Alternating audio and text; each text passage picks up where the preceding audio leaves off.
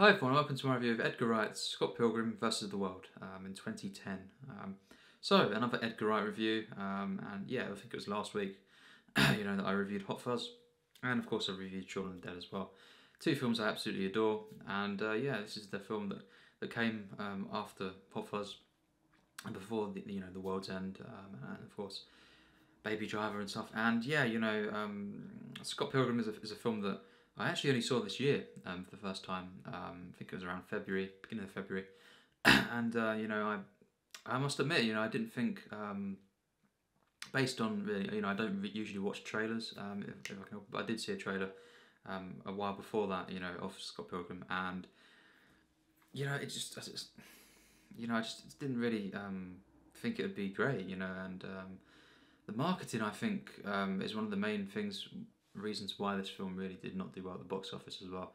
It only earned back half its budget, roughly. Budget was between, I think it was 85, 90 million. And, only got around about 47 back. So it did not do well, but it was, at the time, the critics did like it. They were really praising, its visuals and stuff, and just the way I think Edgar Wright kind of adapted his comic book. Because for what this film actually is, it's very, very risky, and it's as well, it's just, yeah, I think the marketing really was not good, and one of the reasons why I saw it so late, it just didn't grab me, from what I saw and what I heard about it. But it has over the years grown in stature. Really, you could say a cult film, but really too big now to be called a cult film, because many people have kind of rightfully so said it's just an underrated film. And and actually a great film, and it's got a massive fan base, of course. Many now saying it's one of Edgar Wright's best. Actually, some saying it's his best, and I understand that. Because when I saw this film, I was blown away. I think it's a stunning film, and far better than what I thought it would have been. As well, some of the fears that I did have, because I love video games, and of course I love films even more, but when, video game stuff comes into films, it can sometimes, well, quite often be crap. Let's face it, it really can, because it just, a lot of the time, does not work on the screen, and it can affect the tone, and just the approach over the years has not been great overall from many people, filmmakers. Video game films, and the fact that this is, well, off a comic book and stuff, and just the visual style is very, very risky, but it works pretty much perfectly, and the fears I did have really did not appear too much in this film. I don't think it's a perfect film, and I do not think it's his best film, Edgar Wright. Of course he co-wrote this with Michael McCall, I think it was, and of course directed it again, and it's a departure from his films previous. It's very, very unique, in his filmography. Of course, it's not, the British films, Shaun of the Dead and Hot Fuzz, and it's not, it's very, very different. The humour, although at times there's a couple of moments that are a bit reminiscent of Hot Fuzz in particular, but very, very different. It's just, in its style and in its, even the editing is not like Hot Fuzz, Shaun of the Dead, the Cornettos trilogy, or even Baby Driver. It is really its own thing in its filmography, I feel. You could say the closest is The World Ends. The closest to the style is The World's End, but even then it is still different. And it's very, very, it has all the kind of, the bits where the screen splits into like a comic book kind of style. And of course, it has actual video game stuff in there, within the screen, and it's, yeah, very, very risky film, as I say. But I really think this is a great film, a classic film, and I don't think it's perfect, as I've said. I have some flaws with it, but basically, this character Scott Pilgrim, played by Michael Cera, wonderfully. I really love him, in a lot of things. Super bad as well. He was great in that. But yeah, I actually think this is better than Superbad.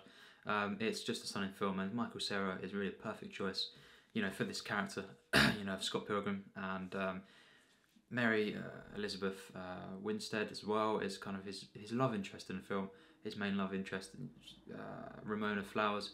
And basically, this story is, he's a, you know, kind of, he's in a band, it's not doing great, kind of thing, and he meets her and kind of falls in love with her, and but then he has to kind of beat her 7 evil exes.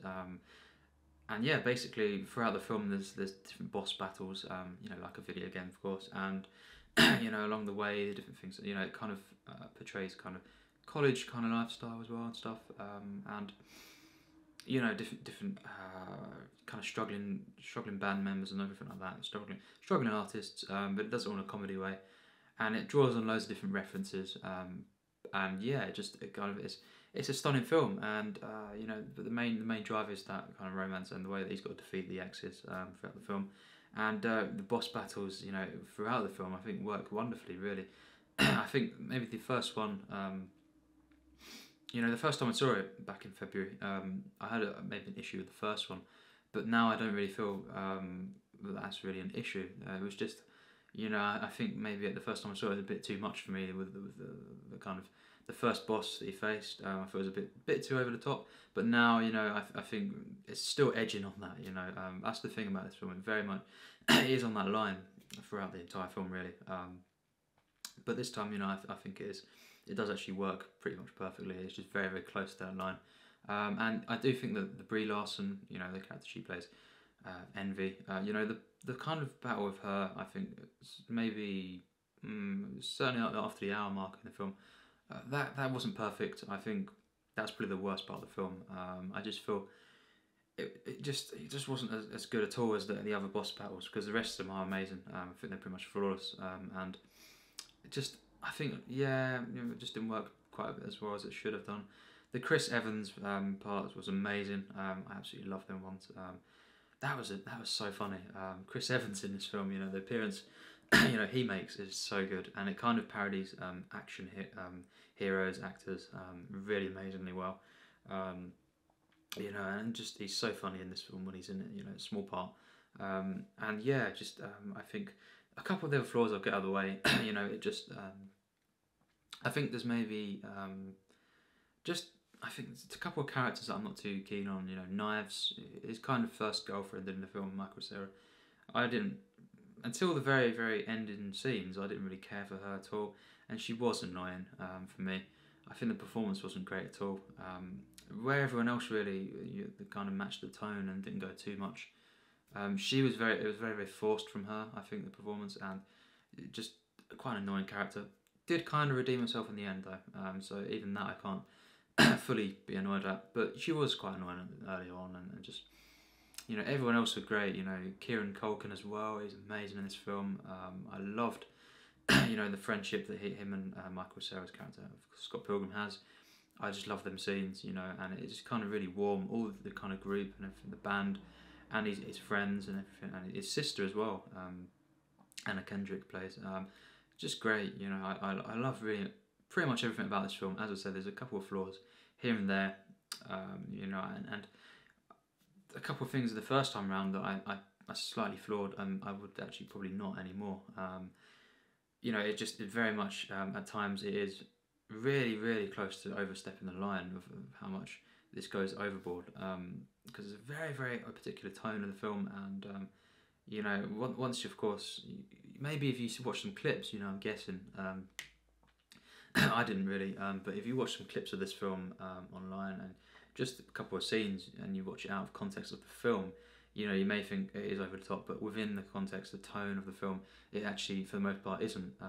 But yeah, no, I think that the character of, you know, that Knives character, and yeah, you know, Envy isn't great, but she really is just that boss battle that she comes into play, the flaws of the film, and yeah, just I think it just doesn't quite reach, you know, mind-blowing masterpiece level throughout, but a lot of it is actually, and overall, definitely a great film. Yeah, so Scott Pilgrim, of course, a great character, you know, someone that's very relatable, you know, kind of an innocent character, very likeable, and I just love the arc that he has in the film and the way he overcomes everything, and the visual style to this film. That's the thing. Really, visually, it's one of the best films of the century. In that sense, the visual style, masterful. Really mind blowing stuff. I love the use of colours.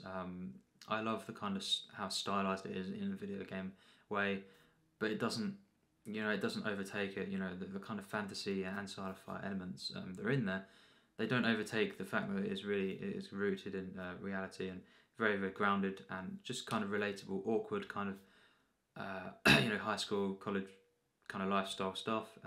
Characters that are, I love the kind of subtle humour, for example, of Kieran Culkin's character. But so the fantasy and the sci-fi never really overtakes that. And certainly the visual style, again, very, very risky. But I think it's masterful. I love the style. It's got the fast editing style that really all the other Edgar Wright films has, but it is very much its own thing, of course. I love the references it has to video games as well. A lot of Zelda references, of course. The kind of the whole idea of the 7Xs is, as well. And there's many different parts where actually some of the Zelda music plays. The Great Fairy Fountain music and stuff. I love all the references, and of course there's fighting games like Street Fighter and everything like that. I think it all works perfectly within the narrative as well. And it is very much its own thing. It's not just this spree of generic video game references. It is its own thing, and it's kind of this very unique tone and like its own universe. It'd be really good if he ever made a sequel to this film. That'd be something that could definitely easily happen. It could definitely work, and it is its own universe. And I just love all the references, but they never overtake this particular narrative and set of characters. And I just love it. And the boss fights are visually stunning. They've got some great humour in there, and the best ones being the Chris Evans one and the final one. The final act does not disappoint in this film, and it's visually stunning, but it also works kind of on an emotional level, and the way that it just comes together with all the different character moments, I love. And again, the way it plays on, replaying a boss fight kind of thing, I love. It's really unique, very just genius stuff. The writing, in this film is overall just stunning. I love the writing. It's not got quite, for me, the script that Hot Fuzz or Shaun Dead, has, in the way that it, the puzzle kind of structure and how quotable it is, not quite, but in its own right, it is stunning. The script, I really, really cared about really all the characters apart from Envy and say the character of Knives. But the rest of the characters I really cared for. I loved the whole arc of Scott Pilgrim. I loved it, and the romance. I really, really loved the romance. Very compelling and just warm. And really another word to describe this film. It is magical. It is through the visuals, but also this romance and just some of the ways it kind of plays with dreams and everything. And it's just a wonderful film. Certainly, last year I wouldn't. Before I saw this film, I wouldn't have thought this would be as high as I thought. As I rate it. This year when I saw it, and certainly this rewatch actually got a bit higher, because some of the minor flaws I had early on, and here and there, I didn't really have too much this time, but I do have some flaws. Basically, it's it's not his best film, and it's not it's not quite a masterpiece for me. But on its own right, I think if I saw even the ratings of this film, and the kind of the fact that it flopped at the box office, and just some images and stuff, I wouldn't have thought basically it is underrated in that sense. But I still think there's better Edgar Wright films, but really on its own, a great film. I think I'd have to give this film a 97%, because I think in terms of the visuals and everything, and the soundtrack as well, it is a masterpiece, and it's pretty close to being a masterpiece overall. I think sometimes it just doesn't quite reach the masterpiece level of as well. So, not that it's a flaw, but it just doesn't go there with the fact that sometimes when a film kind of cuts off with humour, when it's trying to be a bit more of an emotion, it works. It doesn't bring the film down. It just doesn't allow it to elevate itself at times, and just I have some flaws. Some of the characters were annoying, and it just I think there was a bit the envy boss fight I didn't care for too much, so I have to flaw that, and it was at least 5 minutes of the film, so yeah, I have to kind of dock some marks off, but I do love this film, actually, and believe it or not, it's one of them films that I'm reviewing this month as part of my favourite films list. When I say favourite films list, I say really my top 500 that I'm making at the moment, so it's not in my top 200 or anything, but it is on there. It may be quite near the bottom, but all the films on that list are films I adore. So highest praise really for this film. Very very much a film that was very unexpected when I first saw it, and crap marketing. It's hard to believe actually this film flopped in many ways, but you can see why as well. I mean, I never really heard about it at the time, and then just over the few years that it's been out, just the way that the trailers and everything just it just didn't, I didn't think it would work on the level that it did, but it did work, and it worked really amazingly well.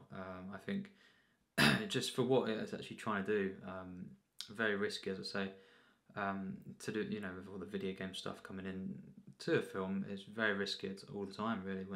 When this happens, you've got to pull it off well, and it's a very, very fine line. And at times, the humour almost goes too overboard. For the most part, it really does. He pulls it off perfectly, Edgar Wright. In terms of the writing, the editing as well. It could easily have been off-putting, the editing, but it's not. And the visual style of the film overall is striking. Really something special, unique film, and thoroughly enjoyable. As I say, all the characters I loved really, apart from just a couple here and there. Envy, and the character of Knives. The fact that she was his girlfriend in the film, and she was in it quite a lot. That's why as well I can't. It's annoying that I have to dock some marks off, because overall I absolutely love this film.